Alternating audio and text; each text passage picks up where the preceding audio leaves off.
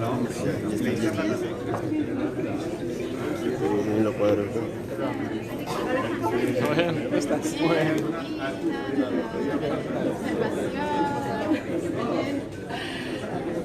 Hola, ¿cómo estás? Está bien.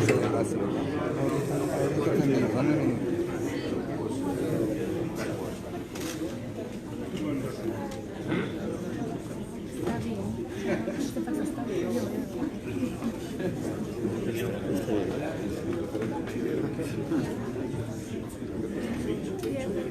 No puedo. Te envío cosas. Pásale por favor. Ya, sí, permite.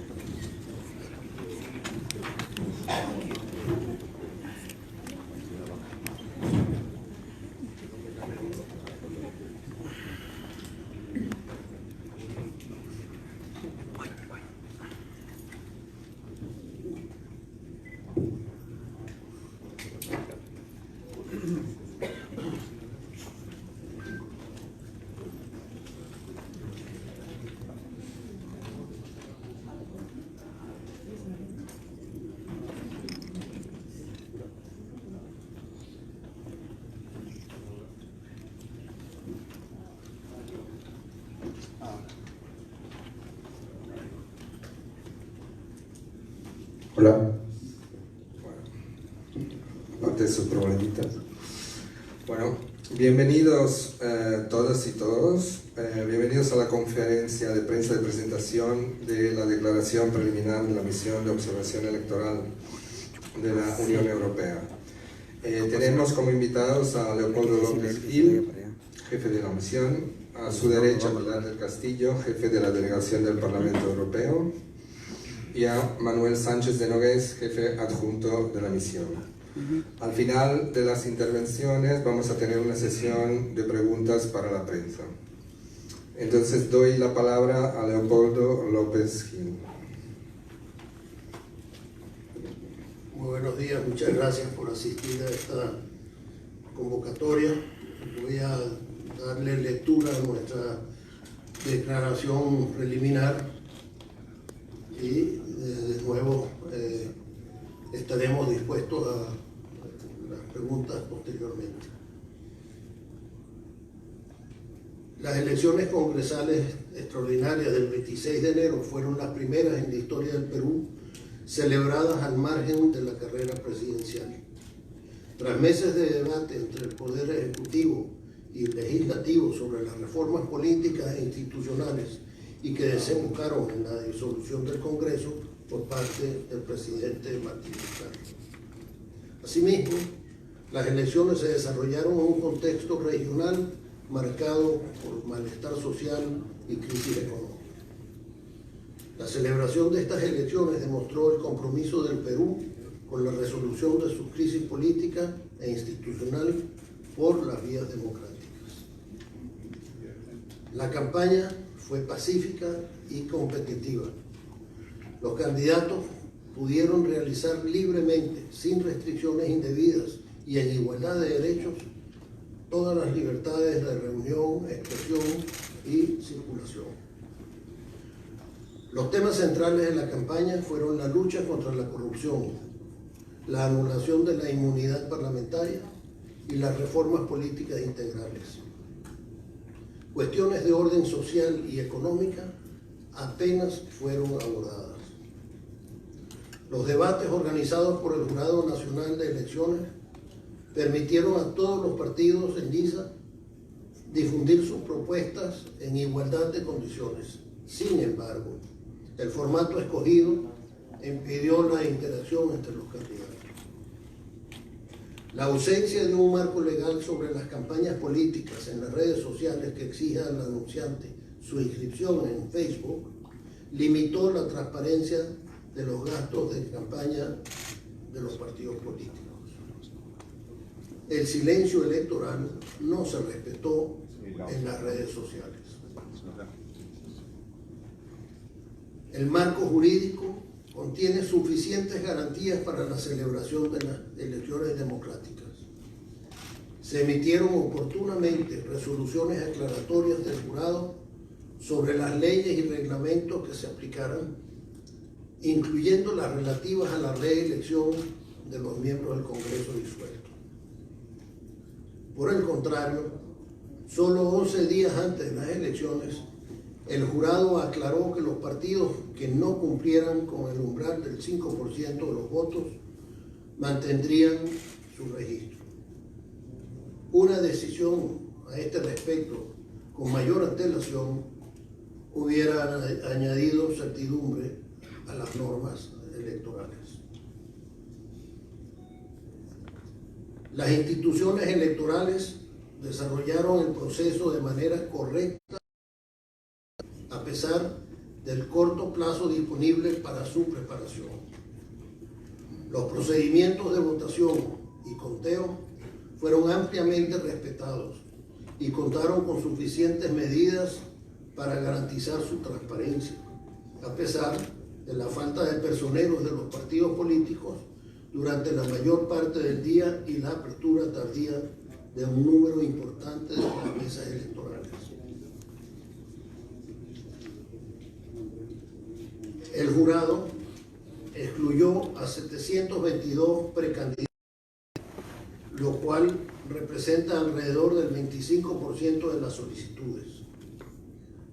La exclusión de varios candidatos de una misma lista redujo las opciones de elección disponibles para los votantes, ya que las listas finales quedaron incompletas. Basándose en normativas vigentes, el jurado continuó excluyendo a candidatos hasta pocos días antes de las elecciones, menoscabando la certeza jurídica de la lista final de candidaturas. Los plazos para la presentación de recursos y documentación de apoyo relativos a las exclusiones de candidatos no son realistas. En algunos casos, impidieron a los denunciantes sustentar adecuadamente sus reclamos. Un número limitado de jurados electorales especiales aceptó la documentación de pruebas después de la fecha límite. Una vez concluido el proceso de inscripción, varios candidatos excluidos recurrieron a decisiones finales del Jurado Nacional de Elecciones por la vía de la justicia constitucional, tal y como prevé la ley. Pero otros candidatos excluidos recurrieron a la justicia ordinaria, lo cual podría socavar el papel del jurado de elecciones.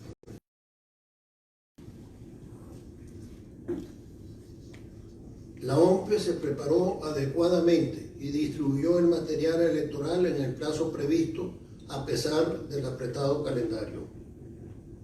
El jurado y la OMPE realizaron esfuerzos notables para informar a los votantes sobre las elecciones y sobre las reglas del voto preferencial.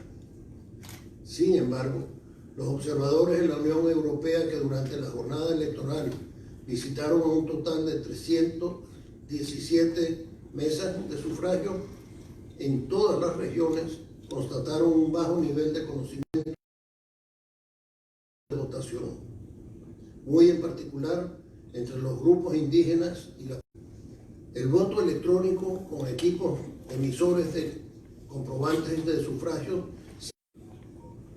Aunque la OMPE se esforzó en explicar el voto electrónico de los partidos, no consiguió disipar las preocupaciones de algunos de ellos, basados sobre todo en la fiabilidad del sistema y en las experiencias de otros países. La OMPE realizó una auditoría incompleta al voto electrónico, insuficiente confianza en este sistema.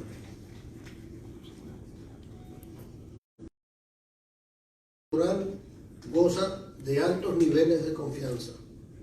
Con el objetivo de facilitar el voto, el Registro Nacional de Identificación y Estado Civil, RENIEC, amplió el horario de atención al público para la renovación de los documentos nacionales de identidad, el DNI, único documento válido para la identificación de los votantes, y emitió una resolución permitiendo votar con un DNI caducado.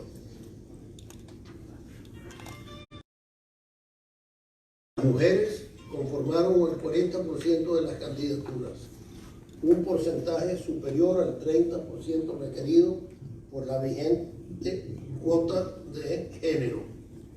Sin embargo, solo el 12% de las listas fueron encabezadas por mujeres, lo que supone una disminución del 22% respecto a las elecciones del 2016.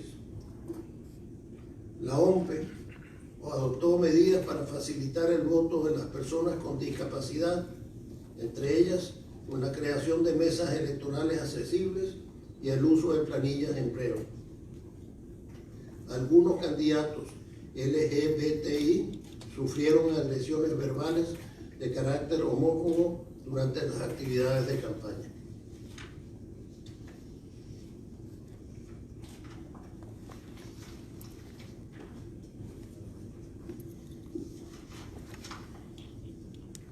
Se respetaron las libertades de expresión y de prensa. Los medios de comunicación hicieron esfuerzos encomiables organizando debates y entrevistas con los candidatos para educar a los votantes. La cobertura electoral por parte de los medios de comunicación estatales fue equilibrada, mientras que en los medios privados registró diferentes grados de sesgo. Por primera vez se prohibió a los partidos políticos hacer campaña en la radio y en los canales de televisión de señal abierta, fuera de la franja de horarios gratuitos ofrecidos por la OMPE. Esto contribuyó a generar equidad entre los partidos, pero también limitó la cantidad de mensajes de campaña recibidos por los votantes, especialmente la publicidad política no autorizada en los medios electrónicos tradicionales se desvió hacia las redes sociales, particularmente hacia Facebook. La misión de observación electoral de la Unión Europea permanecerá en este país hasta el final del proceso para analizar también los eventuales recursos, quejas, apelaciones posteriores a esta jornada electoral. Dentro de unas semanas después de estos comicios, una representación de la misión volverá al Perú para compartir el informe final con el gobierno, la sociedad civil, los partidos políticos y los organismos electorales. El informe incluirá recomendaciones sobre posibles reformas para mejorar los futuros procesos electorales del país. Muchas gracias. Muchas gracias, señor López Gil. Le doy la palabra a Pilar del Castillo. Muchas gracias.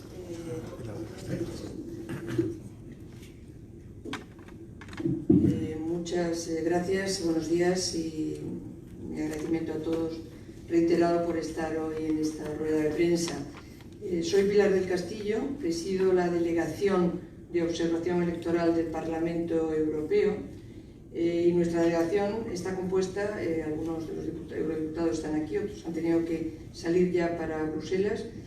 Nuestra delegación, como digo, está compuesta por 7 eurodiputados adscritos a 4 grupos políticos parlamentarios diferentes y provenientes de 3 Estados miembros de la Unión Europea, obviamente, en concreto España, Alemania y Portugal en esta ocasión.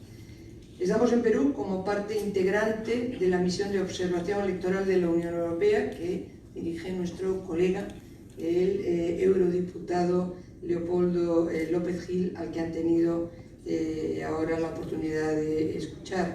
Quiero agradecerle al jefe de la misión de observación electoral, al diputado Leopoldo López Gil, su trabajo, la cooperación que hemos tenido estos días, como no podía ser de otra manera, y desde luego felicitar a todos los que trabajan en esta misión de observación electoral, que son extraordinarios profesionales y que no evitan ni un solo minuto de trabajo para que esta misión realmente sea una misión de observación electoral de muy alta calidad, como si viene siendo todas aquellas que participa la Unión Europea. Así que muchas gracias en esta ocasión. Yo he tenido la oportunidad de verlo en directo y realmente es muy satisfactorio.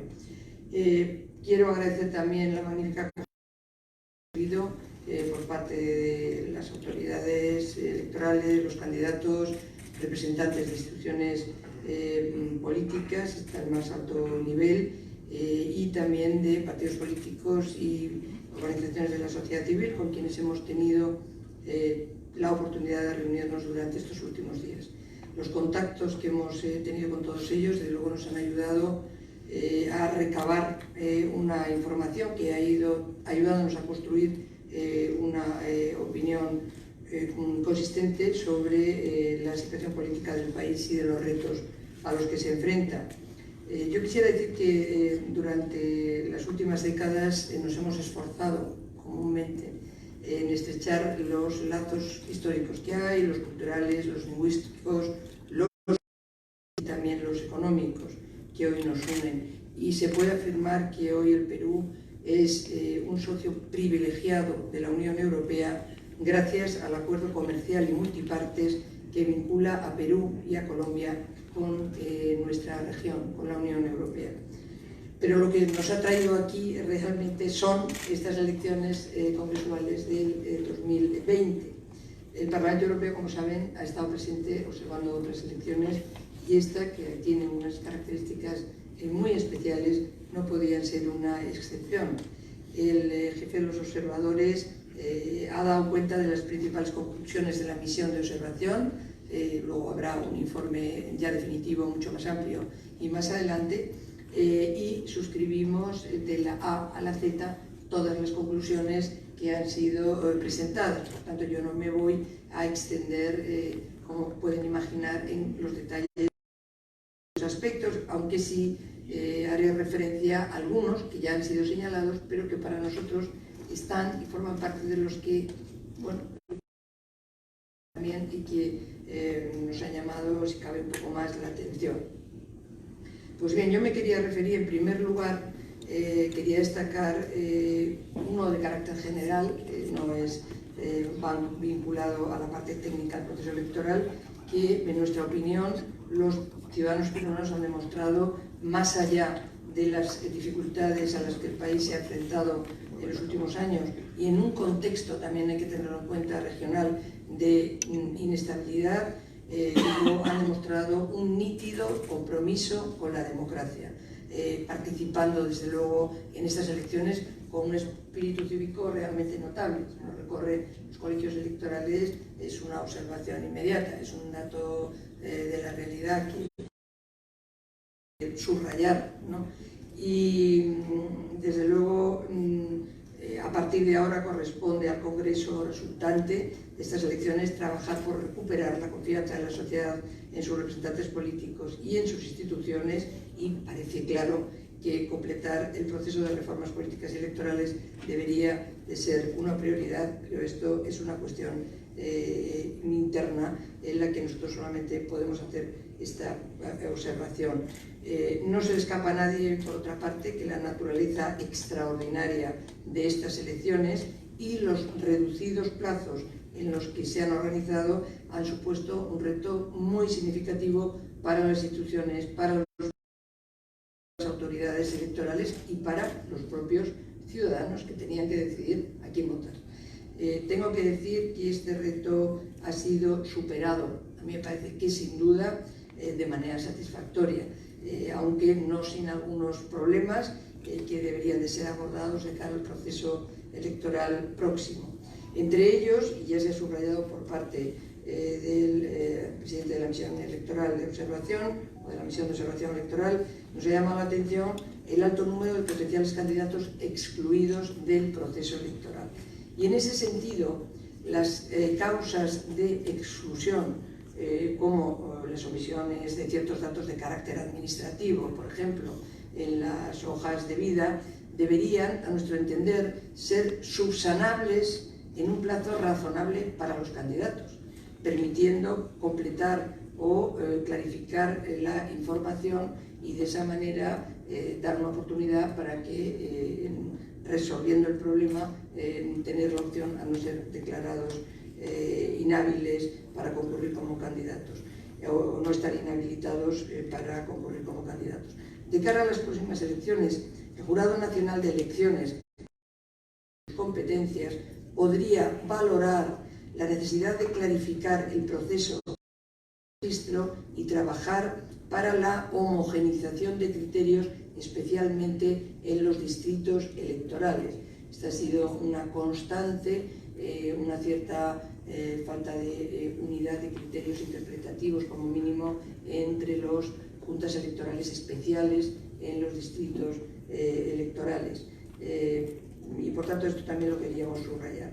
En segundo lugar, la necesidad de reforzar el sistema electoral debe tener en consideración el papel que los partidos políticos desempeñan en la articulación de un sistema político democrático. Nos ha llamado la atención con frecuencia la escasa relevancia que las formaciones políticas, los actuales partidos, salvo excepciones no tan escasas y notables, desde luego, han dado a la elaboración de programas electorales que ayuden a los ciudadanos a orientarse de tal manera, es decir, programas electorales que permitan una orientación a la hora de tomar la decisión de voto. Es decir, esto es esencial para poder realmente tener una contribución activa con esa decisión de voto en un contexto democrático. Y en tercer lugar, me voy a referir también a las cuotas para las mujeres en las listas electorales. Hay evidentemente es un paso sólido. Se ha aplicado, si no me equivoco, el 30% que establece la normativa actual, 40% se establece.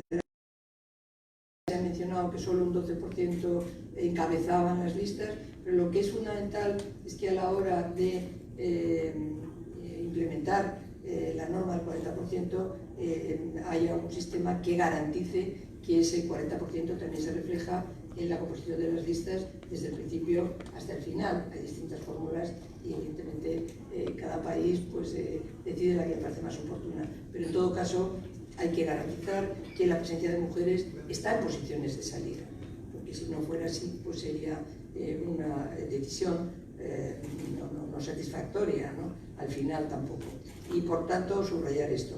Y respecto por último a la jornada electoral, donde pues, hemos tenido también una posibilidad muy notable de observación en los propios colegios electorales, etc.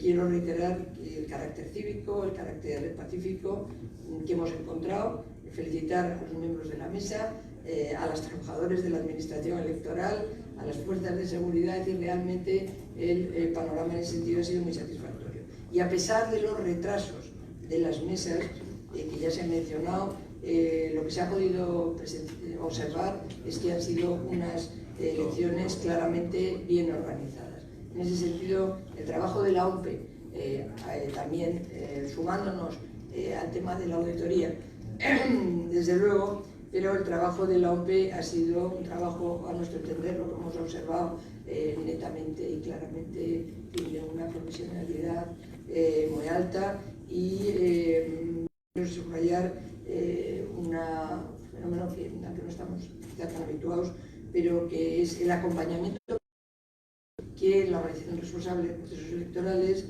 ha tenido en los colegios, en las mesas electorales, durante todo el día, etc. Yo creo que esto es también muy notable, y ahí están, además de esto, las sugerencias que se hacen desde la misión de observación electoral, que eso también es muy importante, pero también quería reconocer este otro aspecto. En fin, el compromiso con la democracia, a nuestro entender, que han demostrado los ciudadanos peruanos en estas elecciones es muy esperanzador. Yo creo que claramente, con todas las desafección que se pueda observar en ciertos casos, con todas las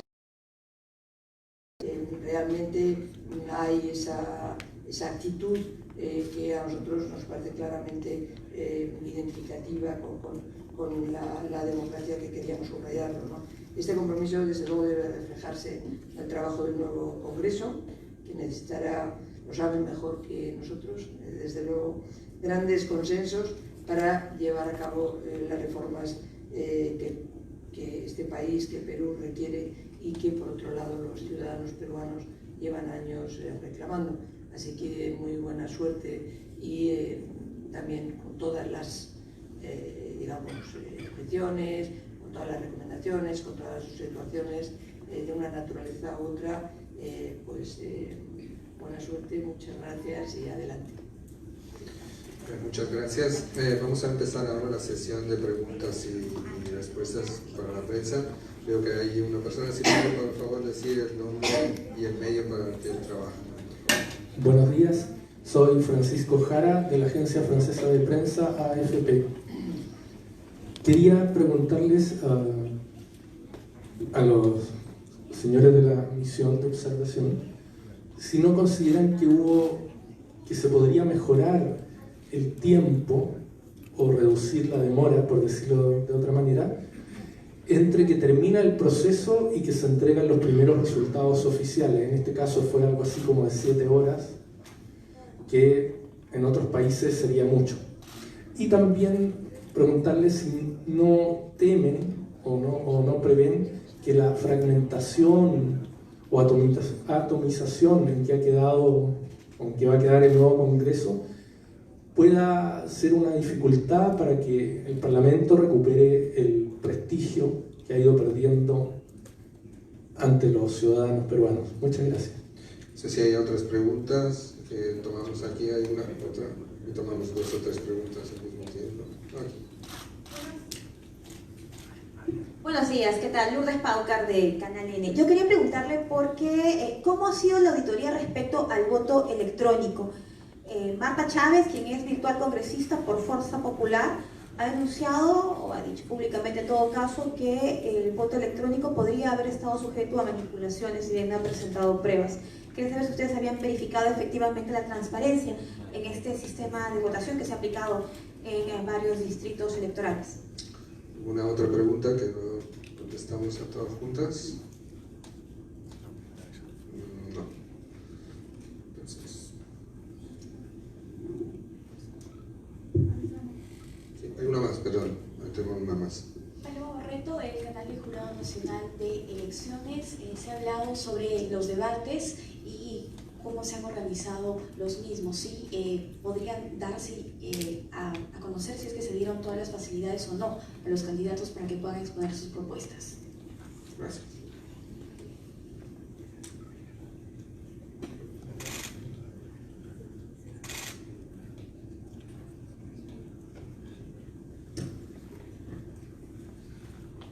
Voy a comenzar por contestar que si hacemos alguna valoración sobre la atomización del Congreso. No nos corresponde a nosotros. La misión de observación es una misión de observación electoral. Nosotros, lo que se nos pide, y nosotros venimos aquí invitados por las autoridades peruanas, se nos pide tener una visión sobre cómo se condujo el proceso desde su partida de nacimiento, es decir, la organización hasta la ejecución y luego, pues, por supuesto, el conteo y la promulgación de los resultados. El resultado después del diálogo político no nos corresponde a nosotros hacerlo, sino la responsabilidad es precisamente de los políticos de ver que una atomización no impida que lleven a cabo sus labores, es decir, no tiene por qué causar una parálisis en la labor legislativa. Estoy seguro que la voluntad del pueblo es lo que se refleja en los resultados y por lo tanto el respeto a la voluntad de los electores es lo que se va a reflejar en la actividad del Congreso. Yo, con respecto a la pregunta sobre los tiempos de entrega de resultados, pues sinceramente hay zonas remotas en el país donde se tarda en llegar y tardan en recoger resultados. Nosotros, bueno, hay países que tienen sistemas de transmisión de resultados preliminares, nosotros no entramos en eso. A mí, sinceramente, más que la rapidez, lo que nos preocupa como misión es la certeza de los resultados, ¿no? Más vale ser lento y seguros. Voto electrónico. Bueno, el voto electrónico. El voto electrónico afecta al 6% de las, más o menos 6% de las mesas de sufragio, que son, equivale a un 7% del electorado.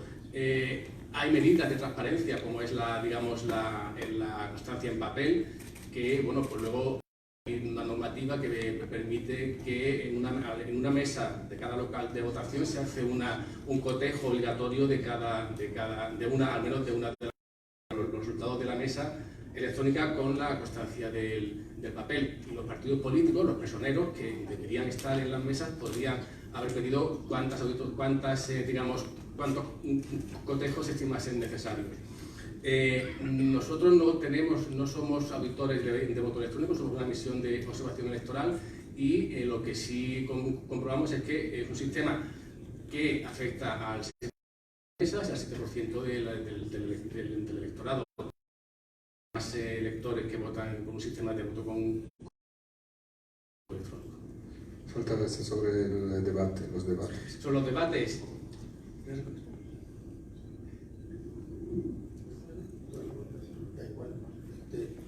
Sí, yo creo que lo observamos en nuestro informe. Los debates no permitieron una interacción, un contraste de posiciones.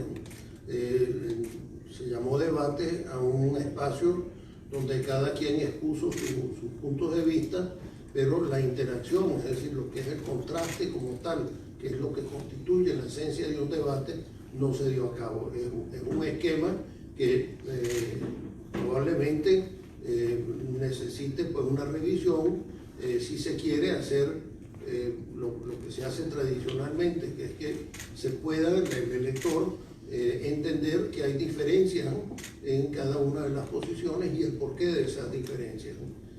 Pero nosotros lo único que pudimos observar, y lo decimos en el informe, es que se le dio igual oportunidad a los participantes y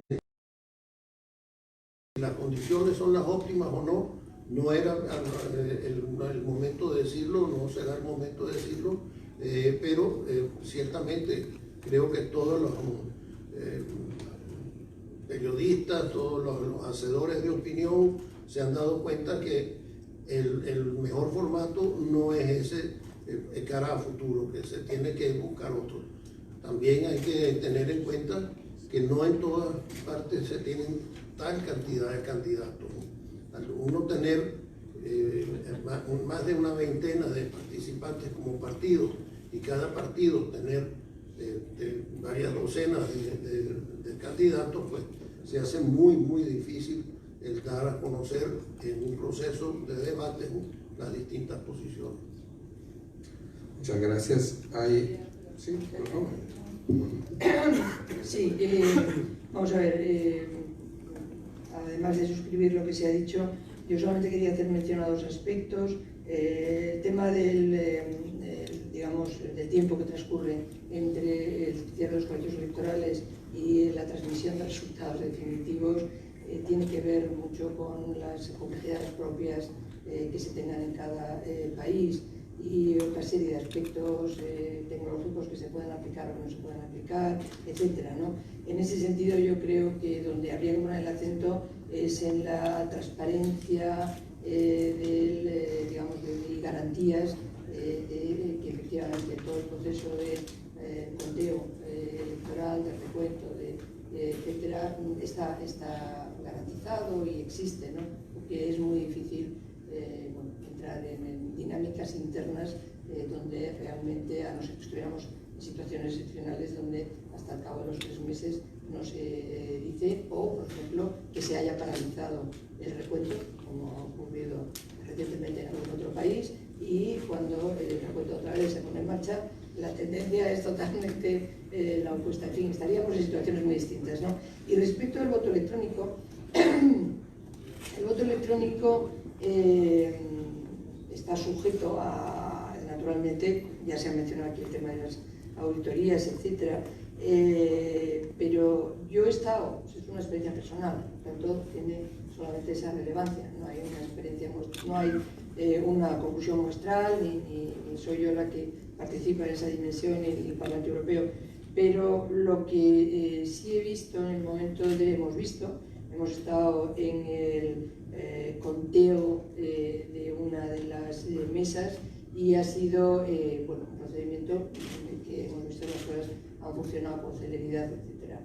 A partir de ahí no se puede extrapolar ninguna conclusión política, ni siquiera técnica, que ya tendrá tiempo de hacerlo antes. Pero también me parece que se debe mencionar esta experiencia, insisto, en que no tiene valor conclusivo de ningún tipo, pero creo que es interesante también reflejar esa consideración. Gracias. ¿Hay una otra pregunta? Sí, buenos días. Mi nombre es Víctor Vélez, de la Agencia de Noticias Andina. Si bien la misión de observadores ha tenido su trabajo de campo aquí en Nacional, quería saber si tenían alguna información sobre la votación de peruanos en el exterior, considerando que es un grupo importante que siempre vota y en esta ocasión 200.000 electores que estaban llamados a acudir a las urnas. ¿Otras preguntas? Señorita Iván.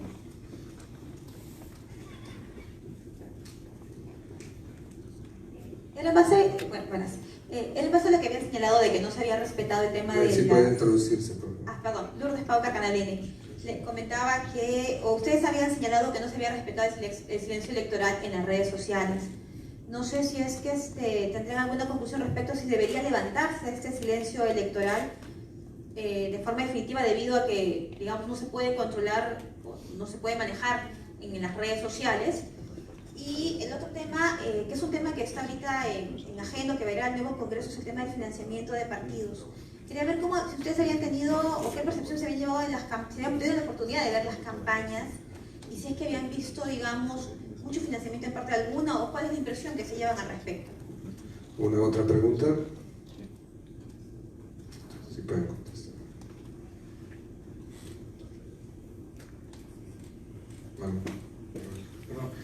Sobre el voto exterior, no, nosotros no hemos observado el voto en el exterior, pero evidentemente observaremos la llegada de las actas que vienen de todas las partes del mundo y la inclusión en el recuento general de Lima. No tenemos observadores en otras partes esta misión no tiene observadores en otras partes del mundo que no sean Perú.